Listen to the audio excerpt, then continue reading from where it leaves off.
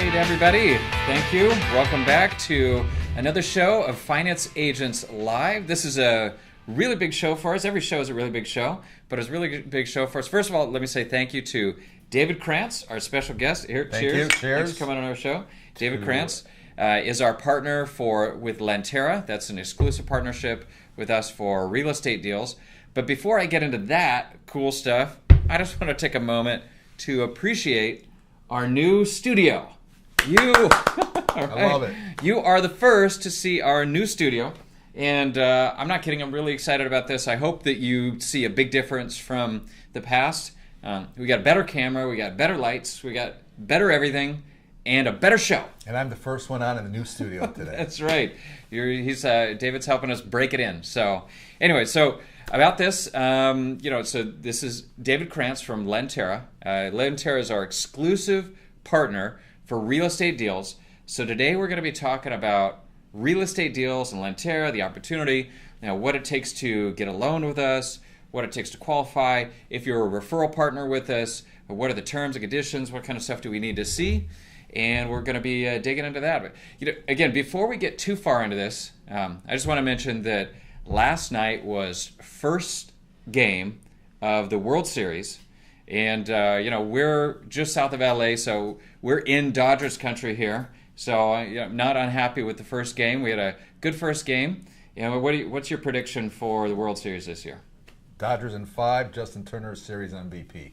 Justin Turner? Justin Turner, Series MVP. We were talking about this before, not Clayton Kershaw. No way. Clayton Kershaw, best pitcher in the history of baseball. No, you gotta be very careful with a statement like that. You're gonna get people yelling at you saying something like that. All right. Well, I really want to hear from you guys. Who do you think is going to win the World Series? And I'm willing to put myself behind your votes. Okay, so when you're watching this, I'm going to give this a whole week for voting.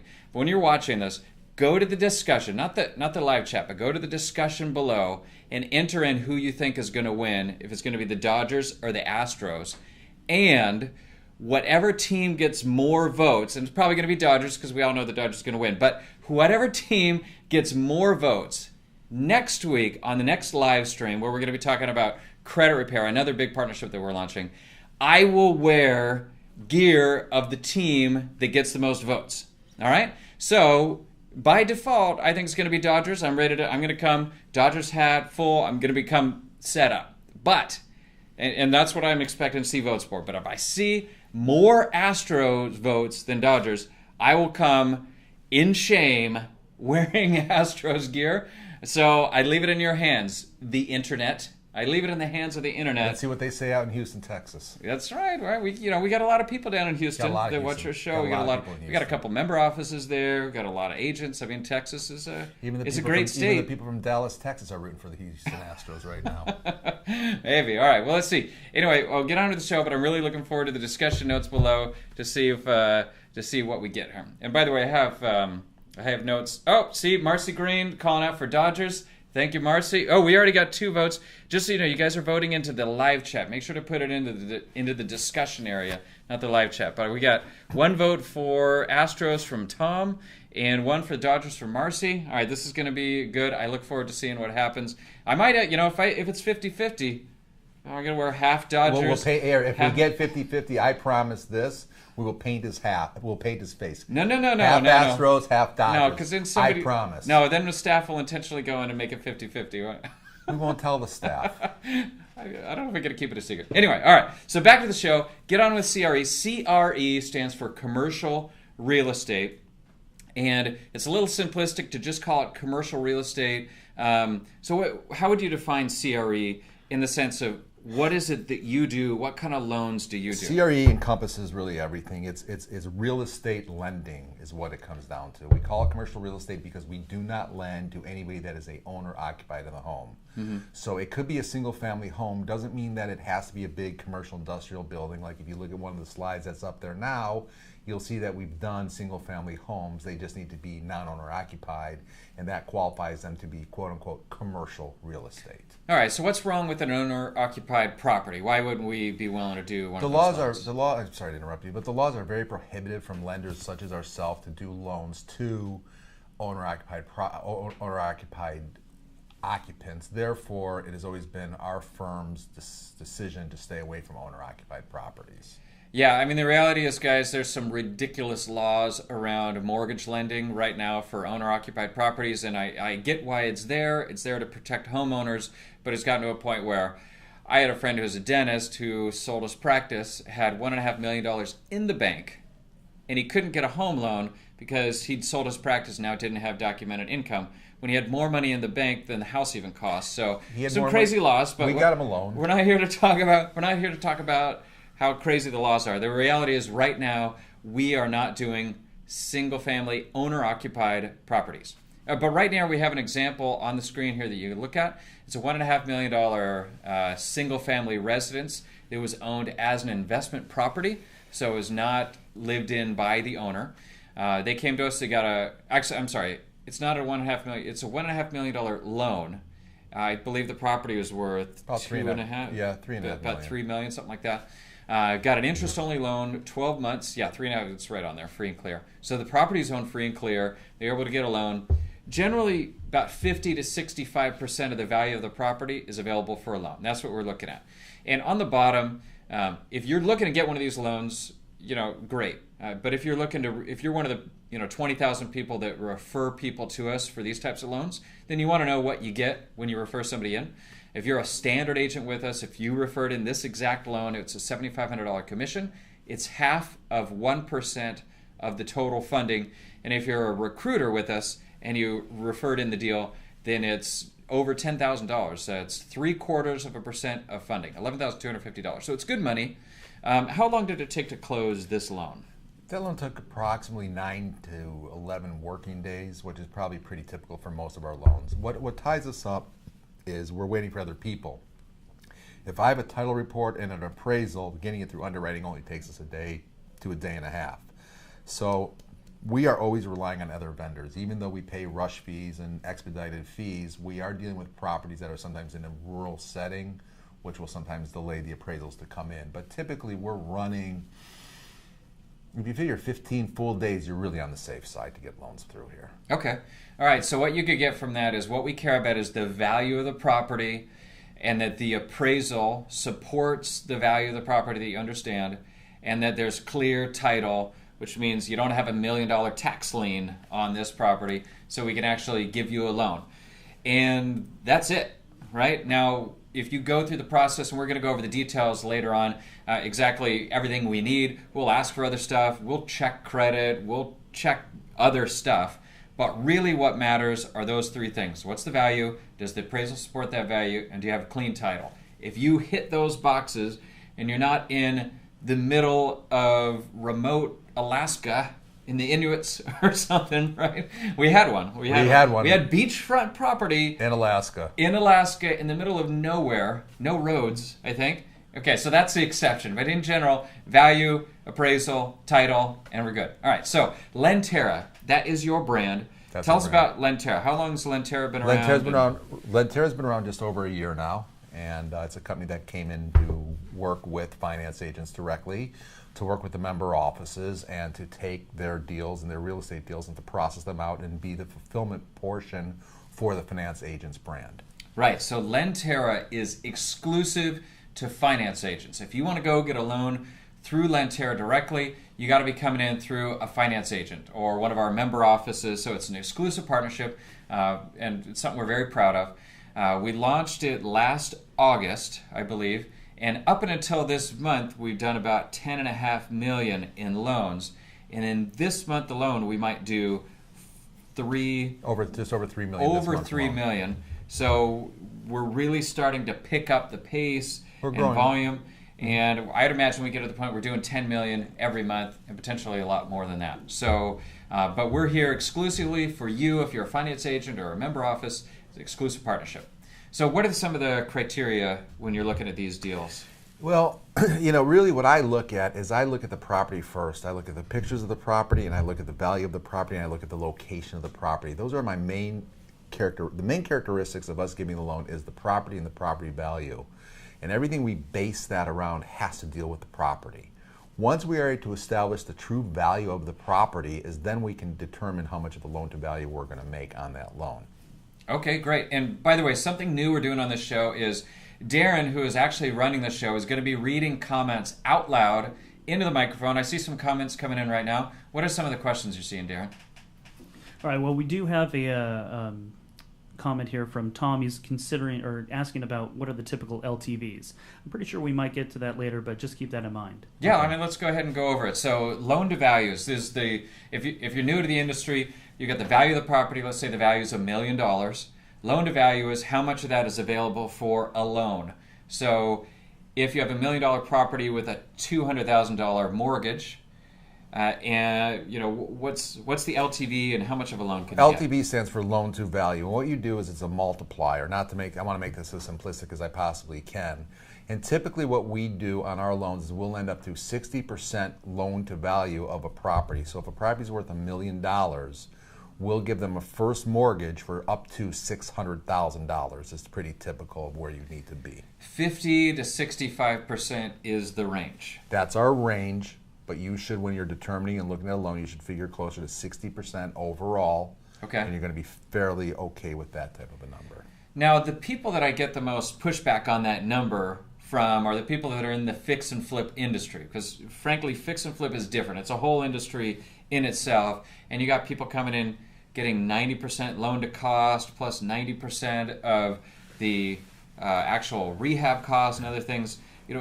This isn't a fix and flip program. Well, let's be really frank with everybody here about fix and flip. Like you had mentioned, Tim, fix and flip has really become its own industry on itself. There's so many lenders out there and so much competition in it.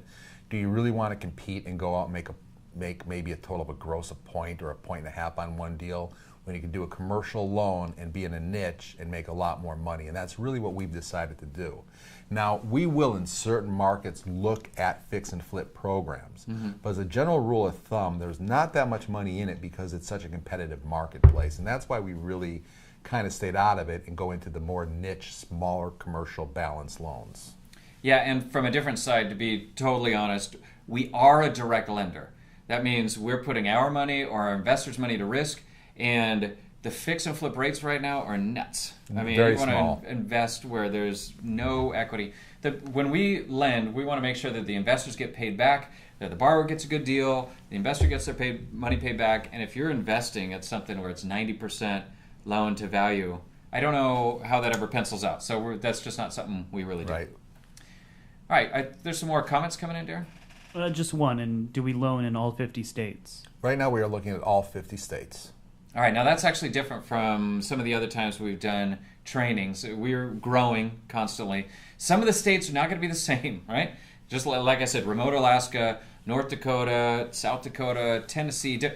Every state has its own laws and structure, so the amounts might be different, but we are able to lend in all 50 We states. are able right to now. lend in all 50 states. Okay, great. All right, so a little bit about your background, David. Sounds like you know what the heck you're talking about. Yeah, I've You've been been doing it doing for this for at least a couple weeks, maybe Couple of a weeks year. now, at least a month or two now. Give us some background. Been involved for about 31 years. Started out in home improvement finance, actually. That's where I got my start, was doing home improvement finance. 31 years, so you were doing this from the crib. From the crib Because almost. he had his birthday Yeah. 2 days ago, and he turned 32. So Right, you're 32, so I was from the crib. all right. So I started out my career in doing consumer home improvement financing when I was a very, very young man, actually 18 years old. Started working in a family business. Didn't go to This is a family business for you, family lending, business, right? third you come generation. from a third generation lender. Okay. Started lending at a very young age. And the old joke that I used to say was when I got a car at 16, it wasn't to go chase girls on dates, it was to go collect money from rent and mortgage payments.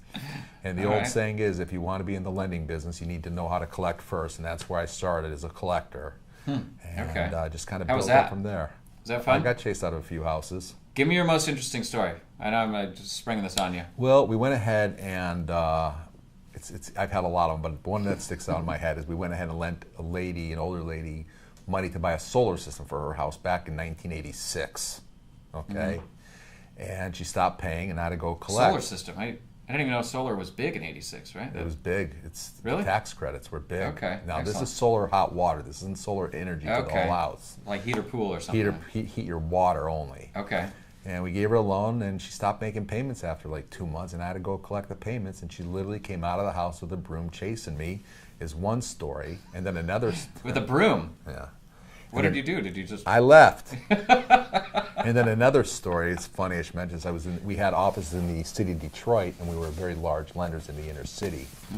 And I had to go back to our Michigan office, and I was training a woman loan officer with me.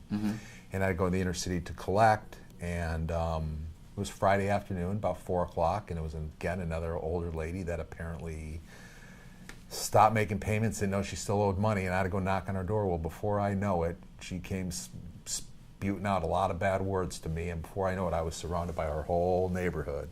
I took the car keys out of my car, and I took the lady loan officer. I said, get in the car, start the car, unlock the door. I'll be there in a minute.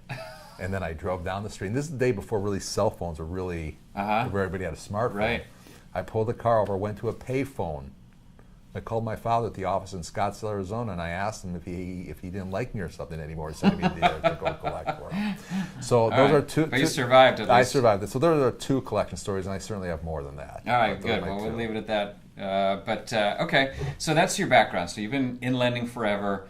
What else? So after collections, and then I moved into doing commercial real estate, where we did commercial and consumer lending, where we were the largest consumer lender. First you did brokering, right, for regular loans only, before you became a direct lender? Not necessarily. We were always a direct lender, because remember, it was a family business, so we were always a direct lender. We would do our own home improvement financing for many years. Then we became a direct retail lender, where we developed the largest retail subprime in the state of Arizona for many years, up until about 1986.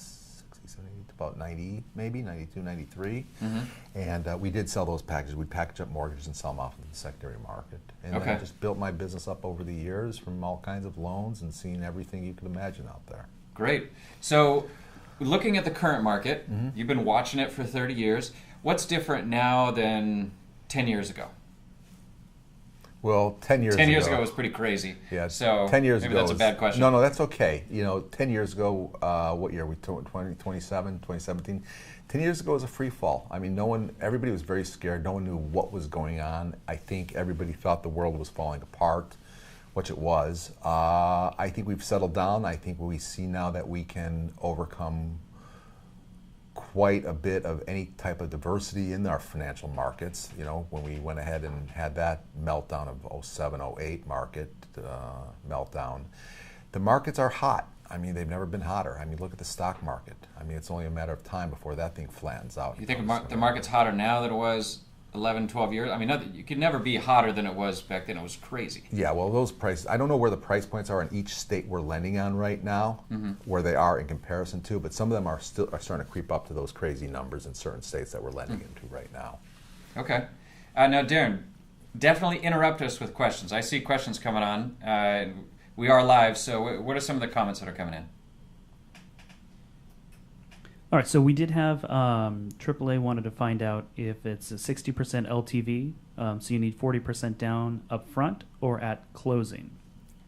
Well, it would have to be at closing. No, I don't really understand the question. I mean, 40% cash down when you close is when you'd have to have the 40% cash down to closing. Now, keep something in mind. We've done deals where we've financed 100% financing where the seller's done a full carryback.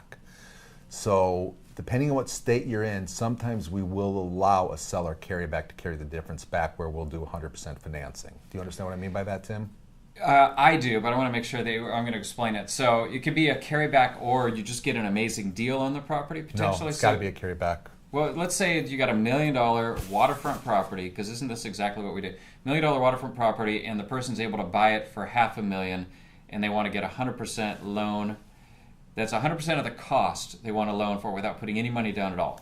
In that scenario, is that possible? We've done that in 2 deals last year. They were incredible properties. We've had no problem. We financed 100%. It's the exception, not the rule. The exception, not the rule, but we're able to do it. And the other exception, not the rule, is if you have a client that has a building they want to buy or a real estate investment they want to buy, they don't have cash down, but the seller's willing to carry paper back, let's look at the deal as well, too. All right, and this is what I want to make sure you guys understand. Carryback means the seller agrees to sell it, basically get 60% of the money instead of 100% of the money at close, and then they're going to have their own loan. Is that going to be a second mortgage? We must be in first for 40%? There has to be an actual second mortgage placed. That's correct. Okay. All right, so, and that's, so that's beneficial if you don't have enough money to put the money down. But generally, you're going to want something. You have to come to the table with some cash. You're going to need to pay for appraisal and title work, for sure. I mean, we do have a partner that will do loans for somebody who's absolutely zero cash. So that is possible, but in general, you're going to need to pay for the appraisal. Appraisal, title work in advance, right. All right, here's another example that we have here. It's a small property, so the opposite of the last one. The house was worth around $100,000. They got a $45,000 loan, 12-month interest only. So what we do, we're not doing 30-year fixed, fully amortized loans. We're doing short-term bridge financing. So the example that we have is someone who got a bridge loan. Actually, they inherited the property from a relative, and they needed money to enhance the property in order to be able to get renters in there. And they did not have the credit to be able to go for traditional financing. So they came to us and we said, there's plenty of equity in the property. It's a $100,000 property. We could sell it tomorrow for $100,000. Let's give them a loan for $45,000 and give them 12 months to get a renter in there, get some cash flow, and then sometime within the 12 months they can go to a regular bank and try to buy it out with a traditional loan, right? Right. And that's most of our deals. We're doing 1 to 3 years, average about 18 months. I would say our average is actually 20-month average. 20-month average. And our average loan interest amounts, only. And our average loan amount's about $400,000. And interest only means you're only paying on interest. You're not making any payments on principal, and that is in order to keep the payments down as low as possible to make it easier for you to make the payments while you look at securing long-term permanent financing. So if you were the standard agent that brought this deal to us, it'd be $225 commission. It's not the biggest commission in the world, but you helped somebody who needed help, and you're able to help them get a renter and renovate the property. A recruiter would get $337 on this example property. All right, so I think we have another example right after that. Nope, no more examples. All right, so let's go over what are some of the benefits to this program for the borrower, I guess? Well, the borrower gets funding, and what you're going to find is that if you have your borrowers that have been shopped around all over the country, we're one of the few places that really has deep pockets. And what I mean by deep pockets is we buy deep. And what that means in the industry is we really are equity players and equity buyers. We're not looking, even though we pull credit and we look at tax returns just to see where we are with the borrower, we are purely equity players. We are purely asset-based players. And that's a real advantage for you out there, because everybody says, oh, I buy on asset, I buy on asset. But when it comes down to it and they see the credit and they see that they're not making money in their tax returns, they end up turning your deals down. Right. If you look at the big established funds that have been around for years, typically at some point they signed a deal with the devil and took money from big banks or hedge funds that gave them super strict parameters within which they can lend.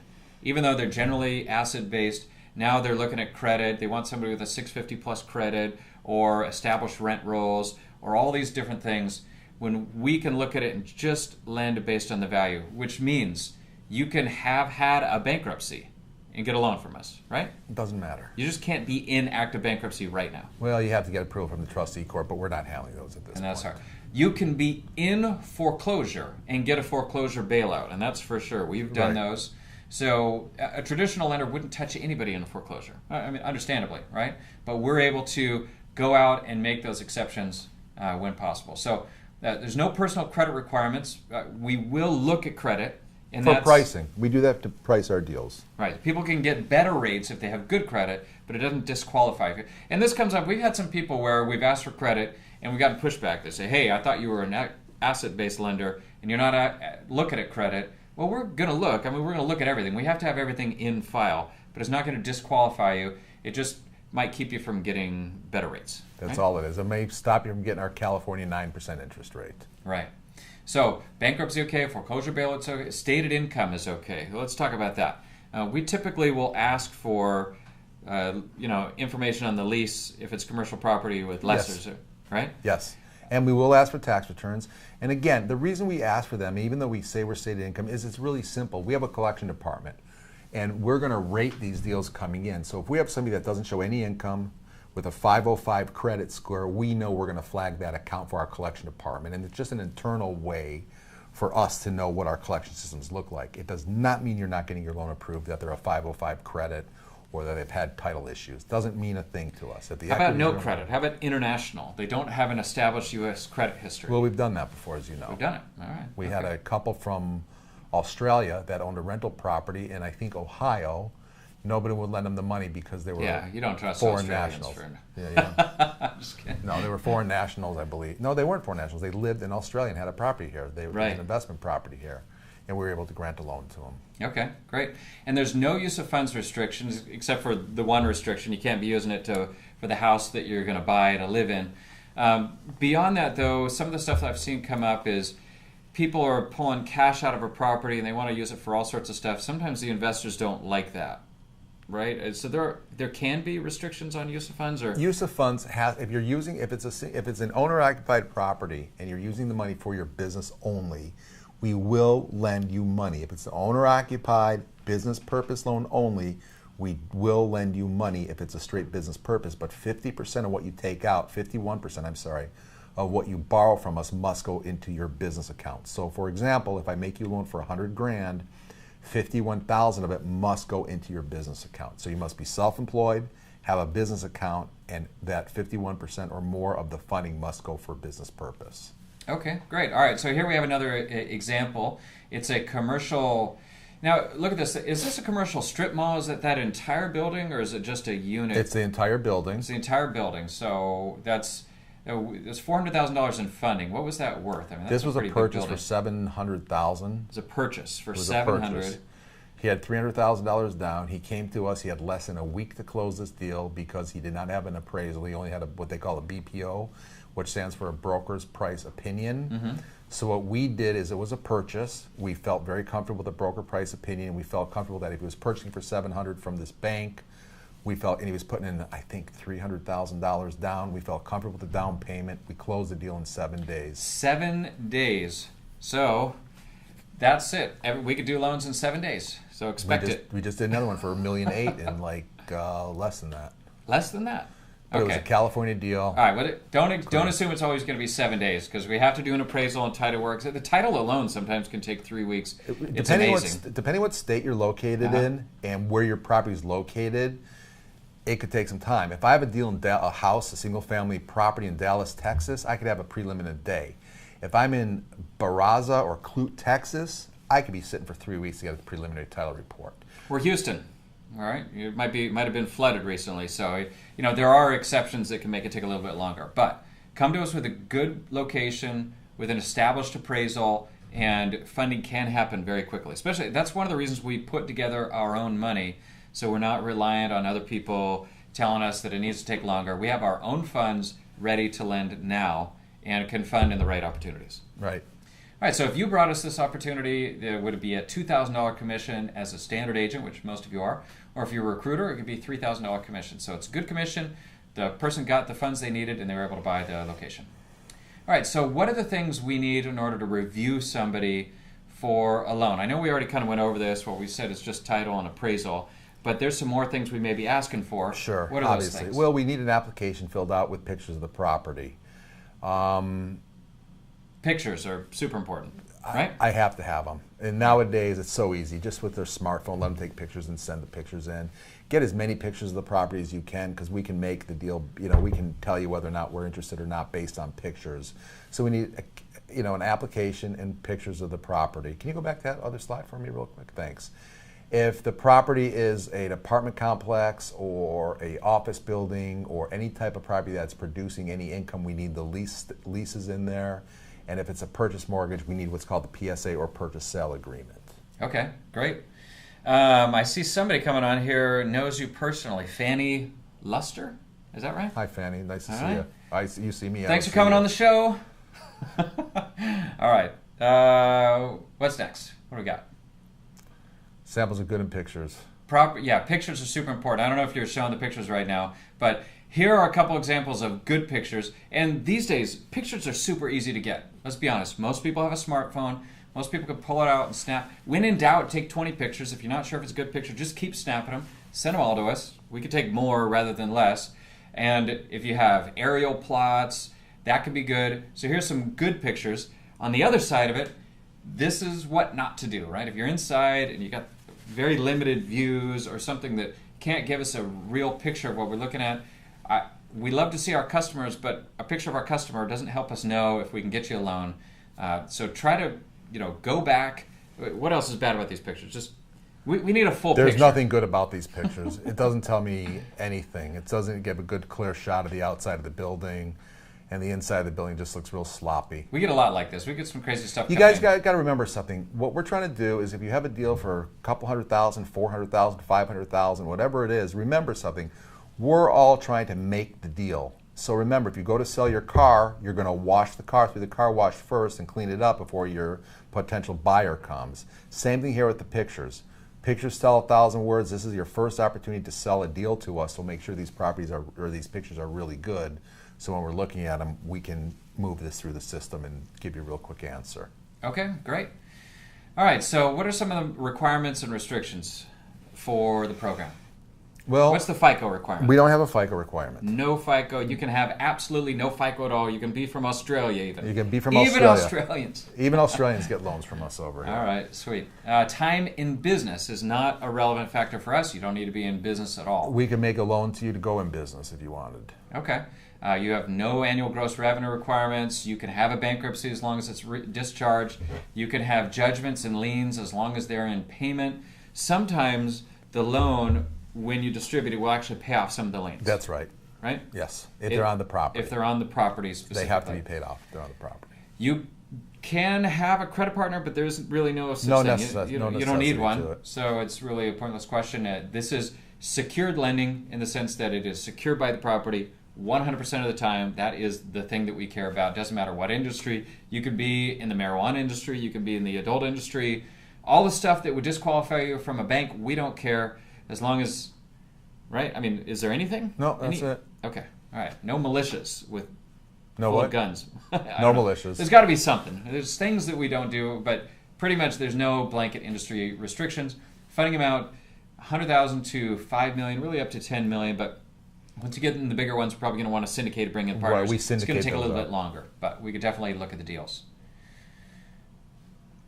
Restrictions, just nothing owner occupied. That's it. We could do land on a case by case basis and construction loans. So so we're doing equity loans.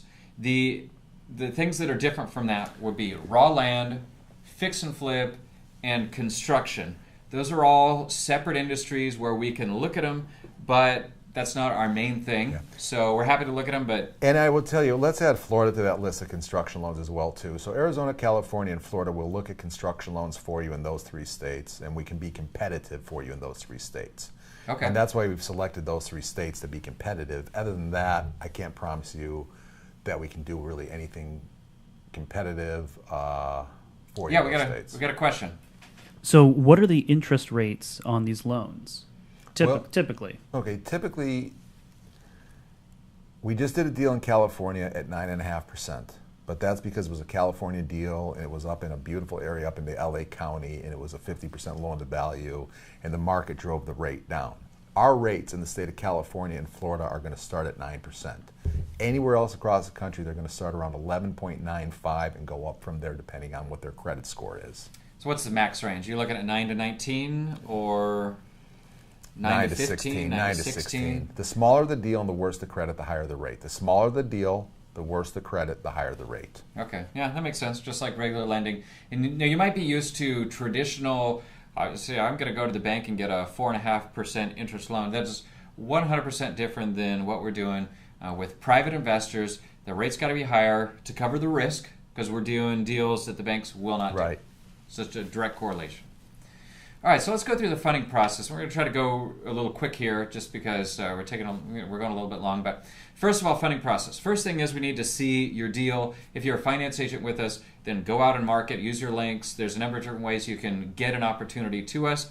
And you want to market for property owners, non-owner occupied. Don't market to people trying to buy their first house to live in, right? Just avoid that one. There's 4 ways to create a lead. Either log into our agent portal and go to the input lead page and put in the information, and you're done.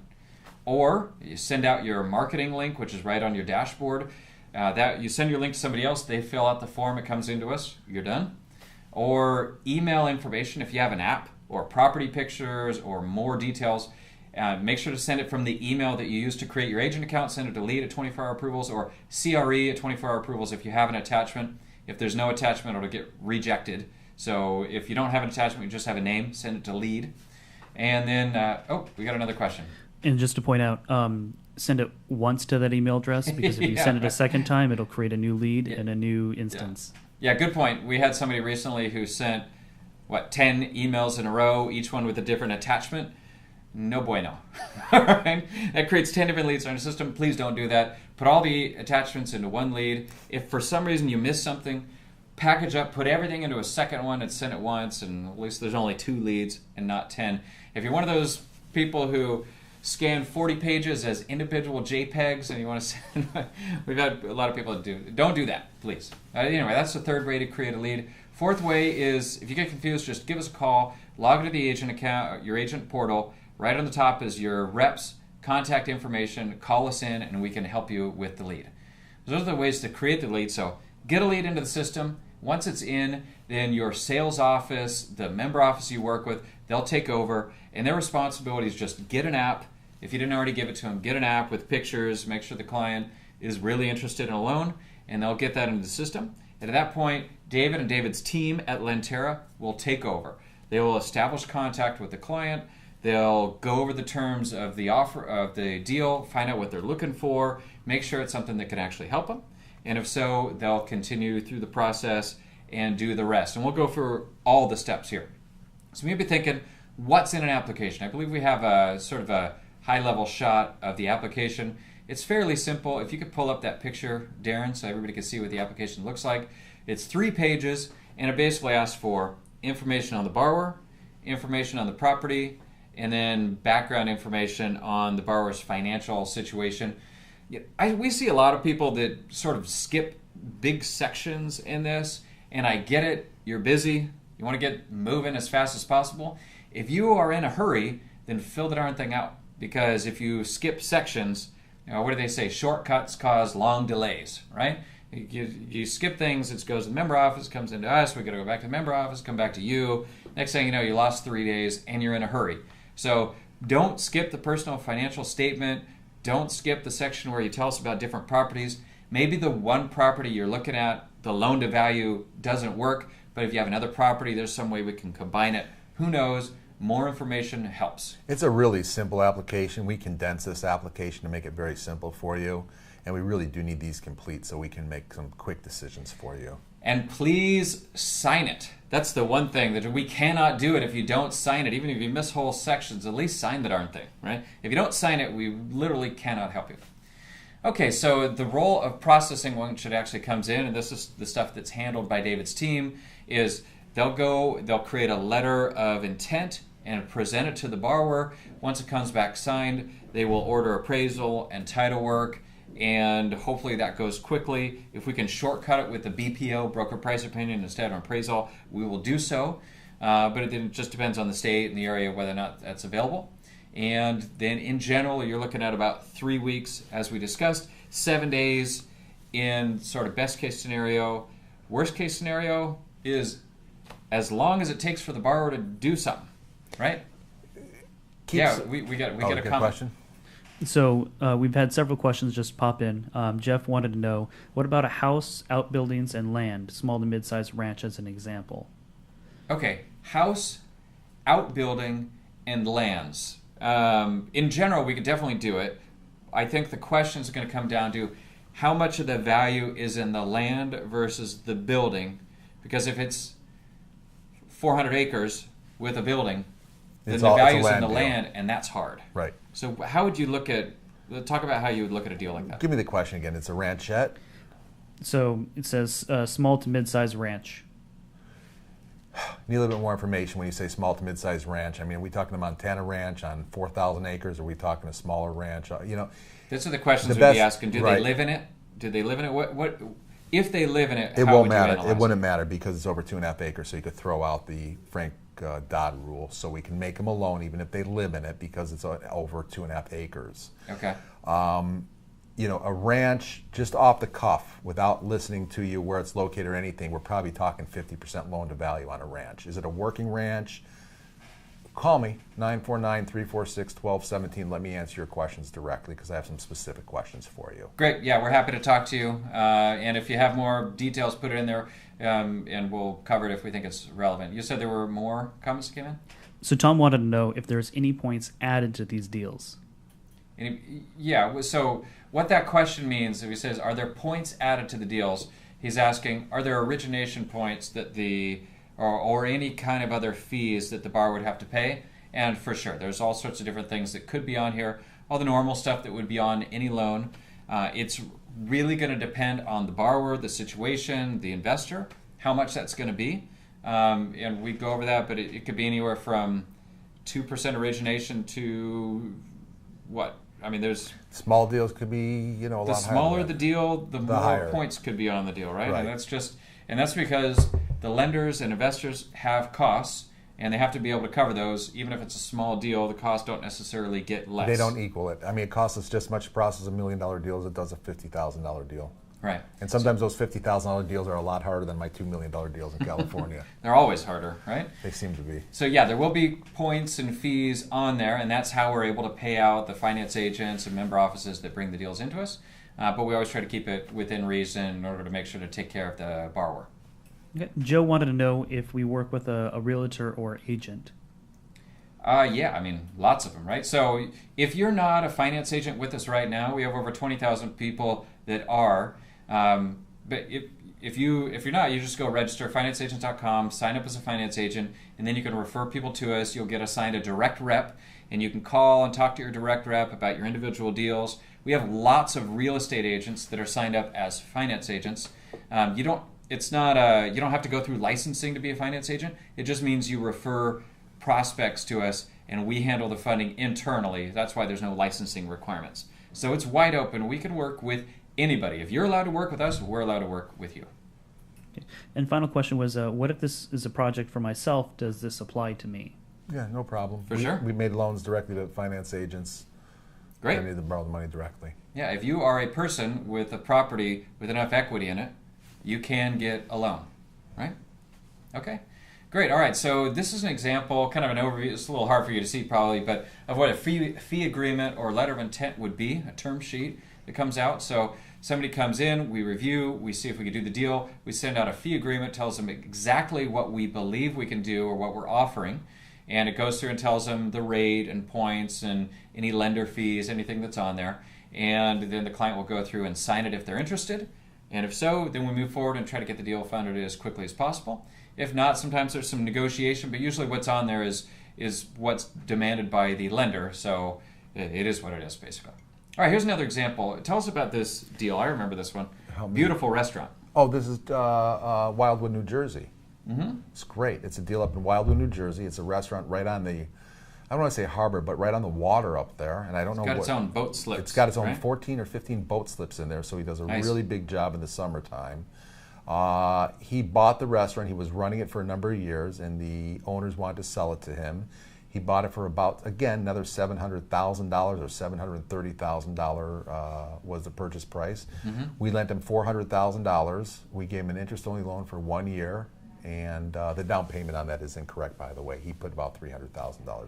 I thought he put down less and there was an owner carry of some sort. Not on this particular one. No. All right, so he put in $300,000, but I think he borrowed that from somebody else, He right? borrowed, the down payment was borrowed. So he borrowed the money from somebody else, and we're okay with that. As Right. long as we are in the first position, we don't really care where the rest of the money comes from. Source It could of be no funds. money or it's a We don't care. carryback. We don't have seasoning a source of funds. Right, you don't have to sit on it for 3 months. You don't have to borrow it from your family and wait a while, right? Just get the money. We don't care how you get it, and we'll be happy to give you the loan. All right, and if you're a standard agent, that's over $2,000 commission. Recruiters over $3,000 commission for helping somebody buy a restaurant that he worked in, buy his live stream. Here's another example. My favorite. This is your favorite? My favorite client. Well, Yeah, they're all my great favorite guy, clients, but this is a great good guy.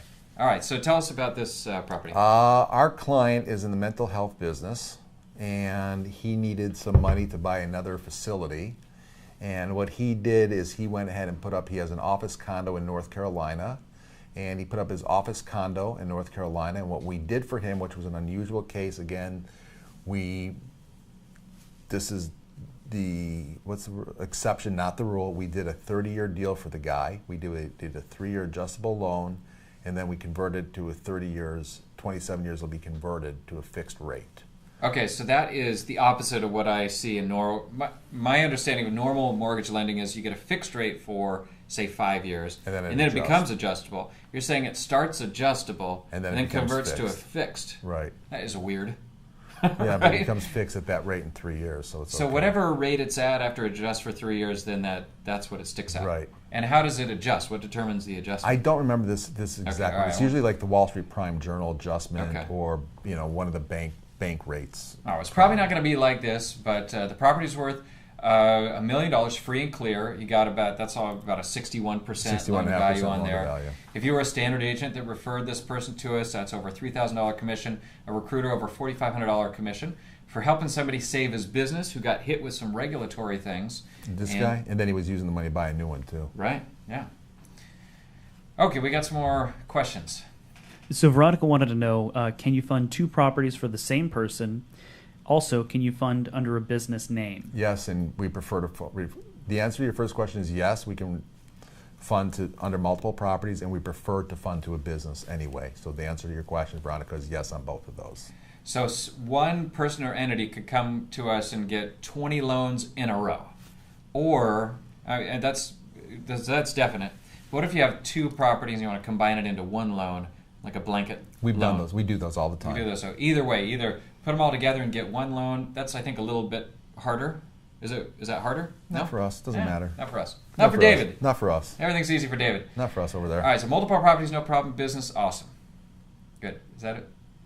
All right. Good. All right, so we're going to go into some terminology now. I like to go through this section really fast because otherwise you might just fall asleep. If you're not asleep already, terminology. Let's knock through this. What do you mean not asleep already? Let's do lightning round. Lightning go. round on terminology. You take the first one. Go. Appraisal. Everyone knows what appraisal is. It's just a written professional opinion from a licensed professional.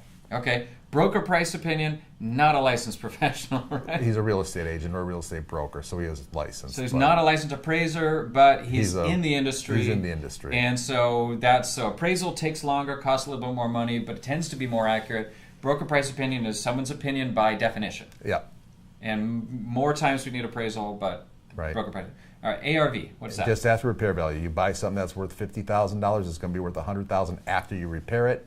Therefore, it stands for after repair value, or ARV. Is that something that do you land on the after repair value? Sometimes. That's big in the fix and flip market. Big in the fix and flip market, not real big in our market. Okay. Balloon payment. What's a balloon payment? That's when the mortgage is due. A balloon. It's when the whole amount is due at one time. Our loans are all balloon payments. Our loans are written for 1 to 3 years, interest only, with a balloon at the end of the term. Yeah, that means you're not paying any principal, but you got to pay it all at the end. And you may be thinking, how the heck is somebody going to pay the whole mortgage at once? And generally, people are going to get another loan from somebody else. You're going to refinance it Or pay for us. long term. Right. Yeah. Okay, blanket loan is what we just talked about. If you have 2, 3, 4, 8, I had somebody with 30 properties and they want to get one loan to cover the whole thing. That's what I said is a little more complicated. I mean, every property has to have an appraisal on it normally, so it becomes difficult to just get that many appraisals. But a blanket loan is one loan for all the properties together. Bridge loan is pretty much everything we do. Everything we do, just the loan. It's a gap loan. It's a small bridge loan means short-term lending. Short-term loans, 1 to 3 years, is a bridge loan. That's what it really means. Okay. And clear title is, please have clear title.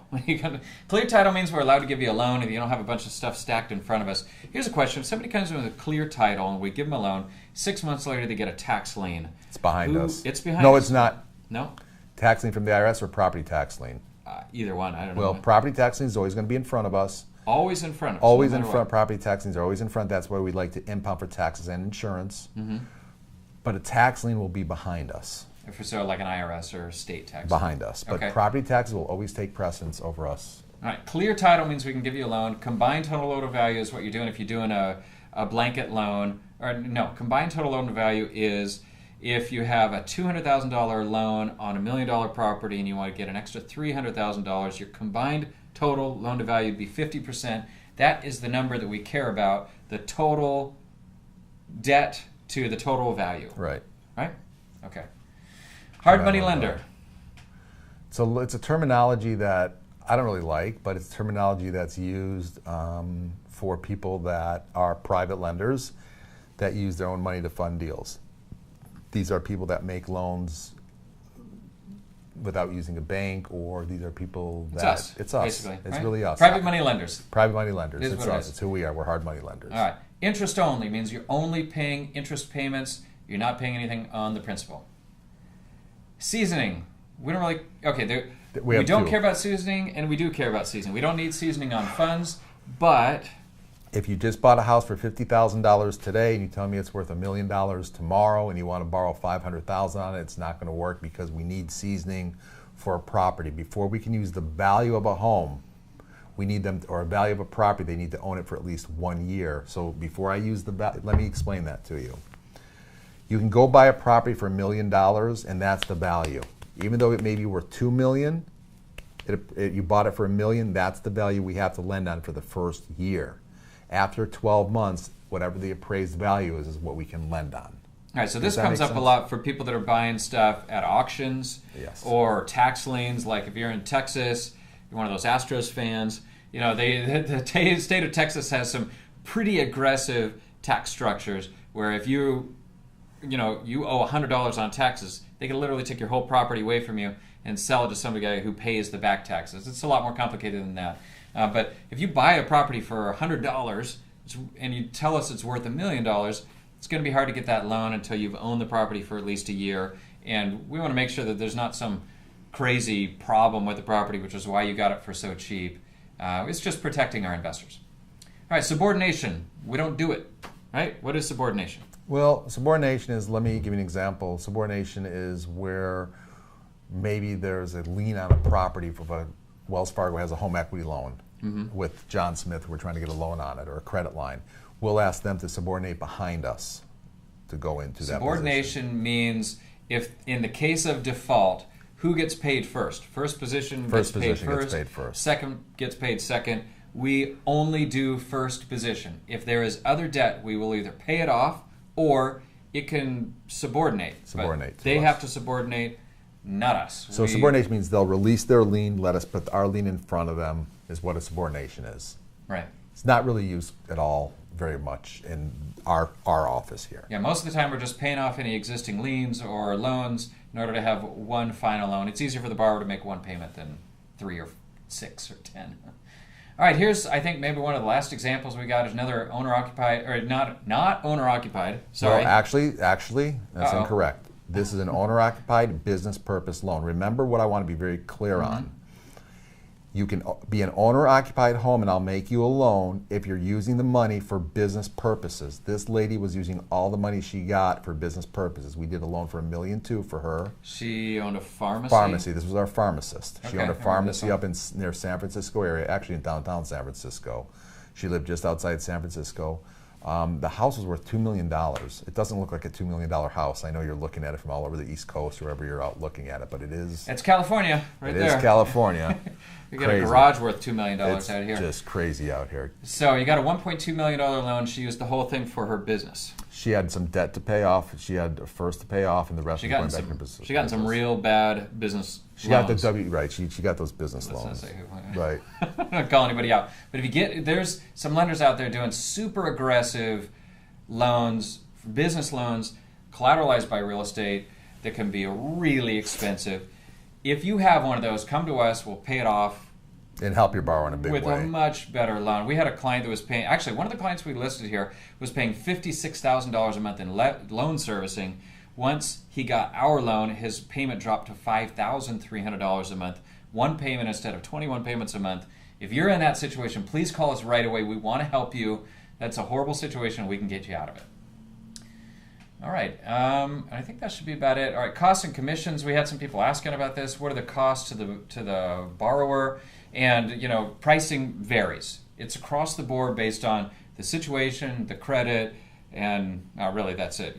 What kind of liens are on there. We try to make it something that the borrower can afford. At the same point, the worse the situation is, the more we have to entice the investors to be able to take on that risk.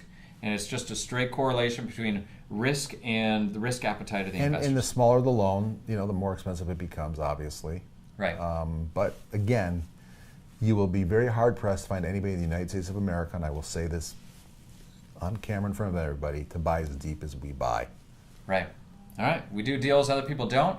We're here to help you out if you need help and no one else will lend to you. So, and if you're referring deals to us, as a standard agent, you get 0.5% of funding, and a recruiter, you get 0.75% of funding. So in these examples, $1 million loan would be a $5,000 or $7,500 commission. So we pay out good commissions for people that refer people to us. All right, so, we got another question, and we're in the question section, so how appropriate. All right, so we actually had 2 questions come in. One from Scott, and this is something I think we covered earlier, but will you lend to licensed marijuana businesses? Yes. Definitely. We've done 2 that I know about off the top of my head. We'll lend to unlicensed marijuana businesses. Yeah, that's true. you don't have to be licensed. What if, there's some states down there where marijuana is not legal yet? What if it's a grow operation, so effectively it's illegal? We don't really care. Okay. As long as we have the real estate to collateralize it. All right. Okay. And the second one was from Veronica again. Do you loan to nonprofit or not-for-profit businesses? We have. That's a good question because there is a distinction there, right? We can lend to nonprofits, but if you come to us with a church with a steeple on it or something, that's called a single-purpose building, and that makes it harder, frankly, right? If you have a single-purpose building, whatever it is, that can make it harder. I think something that came up is we had a mortuary graveyard that came in 4 times. It came in from all these different offices, and I'm sorry, that made it super tough because nobody's going to... Look, we have investors that are looking at a property, that are analyzing their risk, and their risk is, if somebody defaults and I have to take this property over, can I sell it? You can't sell a graveyard very easily, and you can't sell a church except to another church. It's a tough situation. So just keep that in mind. That makes it more difficult. All right, so we got a bunch of questions here, and just like the lightning round, I want to go through these as quick as possible, especially because we've already covered a lot of these. What are the rates and fees? Depending on the state you're in, if we're in California or Florida, our rates are as low as 9.5%. Typically, you should be quoting your borrowers about 12% to get started. 12% is pretty standard. All right, next question. How long does it take to fund? And that's anywhere from 7 to 21 days. With the exception of somebody dragging their feet or an appraisal taking forever. I got one example. I just want to call. I'm not going to say the guy's name, but we had somebody come through a year and a half ago, and applied for a loan, and not lying, 250 inquiries on his credit report. He's obviously gone everywhere in the world, and by some magic, we got him approved, and then he just fell off the face of the earth. Well, wait. It's better 4 than months that. later, he comes back. We got him approved again. Disappeared. It's better than that. He paid like $2,000 for the appraisal and disappeared. And he paid for the appraisal. So we still haven't done the loan, but we're ready. And the other thing is, too, it's weird. I talked to a competitor of ours, or actually a peer of mine, and we just started talking, and he had the same loan approved that I had 8 months ago. Same guy. He goes everywhere, gets approved, walks away. I don't know what he's doing. But so there's no end cap if people drag their feet, but in general, 7 to 21 days is what we're looking at for most deals. Do you fund fix and flips? Again, in certain states we'll look at them. California, Arizona, and Florida will look at them, but across the country it's not really our bag. And I think when you really get into them, you'll see there's not a lot of profit in fix and flips in the market. Okay. Do you finance construction? Let me look at your deals. We're going to be looking at them in the 3 states I mentioned before, primarily California, Arizona, and Florida is where we're looking at construction deals. Construction deals take a lot of management, mostly because the funds usually come out over time as you hit different stages in construction, and we're just not a slam dunk for those right now, but we can look at them if they're in the right states. And what about financing raw land? Your favorite. Yeah. I like infill. We'll look at infill land. Mm-hmm. Infill meaning if there's stuff built all around it. It's you're in the middle infill. of It's a the last populated piece. area. Yeah, right. It's the last piece for us to pop in there. We'll take a look at it. Not super aggressive on it, but we will take a look at it. Right. I mean, raw land is the thing that goes up the most and drops the most based on the market. So it's risky and specialized, so we don't want to do a lot of that. Are there upfront costs for the borrowers? Yeah, here's the deal. Any commercial lender is going to charge you thousands upon thousands of dollars. They're going to charge application fees, all kinds of upfront fees that are non-refundable. Here's what we charge. We charge fees that are true costs. We charge for the appraisal, which has to be paid for directly by your borrower to the appraisal company. Yeah, the money doesn't come to us. Straight to the appraiser. And we charge for a title work, which again is the cost, which is a true cost. We don't charge, give me $2,500 application fee just to process your loan. That's not who we are. Or $10,000 or $30,000. Right. I see people asking for $50,000 up front. So we don't do that. Right, but you know there are expenses. There's the appraisal, there's title, and Sometimes occasionally travel. Right. Right. If we have to send out myself or Tim or me and one of our team members to go inspect the property, your borrower will be paying that cost. But the appraisals don't tend to be that expensive on residential properties. They're It tends to be typical. around $500. Yeah, $500-600. Commercial can be more, of course. And maybe if you come to us with a gas station, we have to do a phase 1 or phase 2 environmental. That can start to add up. But look, those are the costs you're going to have with anybody. So you're paying the cost directly. It's not coming through us. All right. What if my client can't afford the appraisal? We actually have a solution for that, right? We do. If it's a refinance only, not a purchase, if it's a purchase, why are they here? You know what I'm saying? They would need down payments. So right, you can't. if it's a refinance and their property is free and clear, or there's a ton of equity in the property, we partnered up with another company that does financing for due diligence cost. And when that happens, let's look at that on a case-by-case basis. I would say we'll refer them over to our partner company that does these on what they call due diligence loans, where Right. they'll lend your customer the money for travel, title, and any cost dealing with the loan. Okay, great. If credit is not important, why are you asking for my credit report? People get mad. That's kind of and I weird. understand People that. And actually get upset. They do. And I've answered before, and I want to answer it again. 2 reasons that we ask for credit. Number 1, it has to do with our pricing. It can only help you, can't hurt you. Okay, number 1. Number 2, when I'm dealing with a really poor credit, I need to know what we're going to put them into our system. So it's real simple. If I'm dealing with someone with a 505 FICO, I'm going to code him into our collection system differently than I am somebody with a 750 FICO. Okay.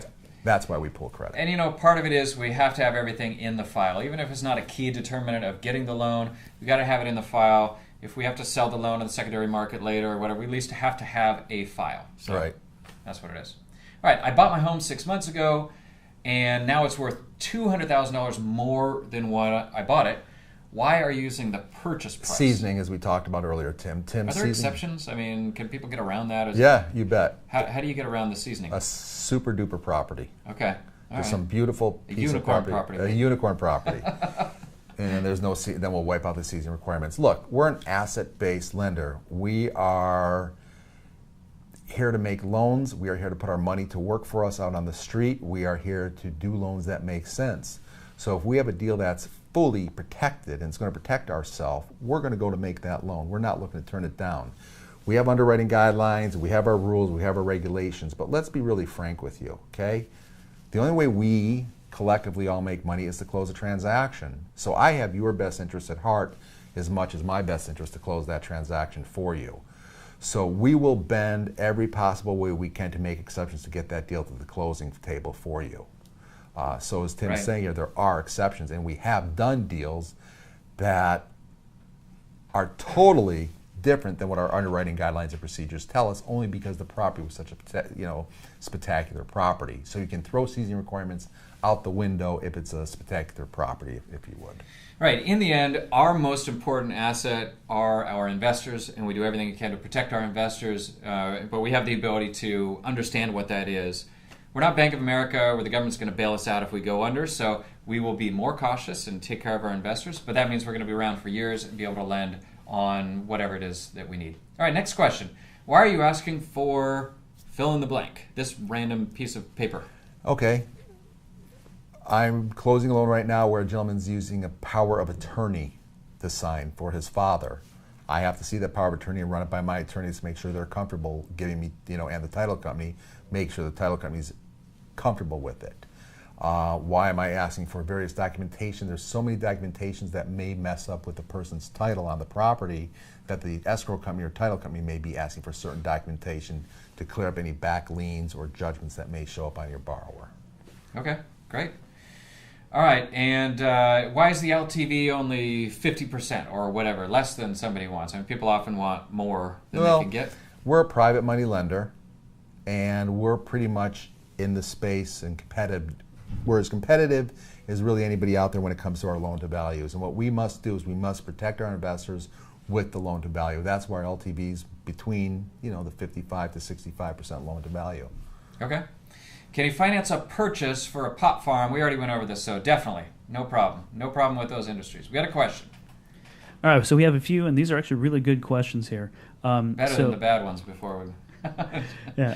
Is the loan to value still 65% for all properties? No, it drops on commercial. Bigger commercial properties will drop our LTVs a little bit. But again, I got to see the pictures and I got to see the situation. Generally, you're in the 50 to 65% range.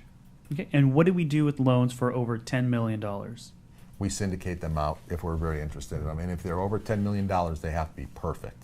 Those Right. deals over $10 million, they must be really good. We have a different set of underwriting guidelines for when dealing with over 10 million. So if you have a 10 million plus deal, just call me directly on it. We can go over it and I can lay it out for you in about 5 minutes and tell you whether or not we can put it together for I had you. a lady call me the other day looking to buy a $10 million building with bad credit, no experience, and no money. So, can't do that.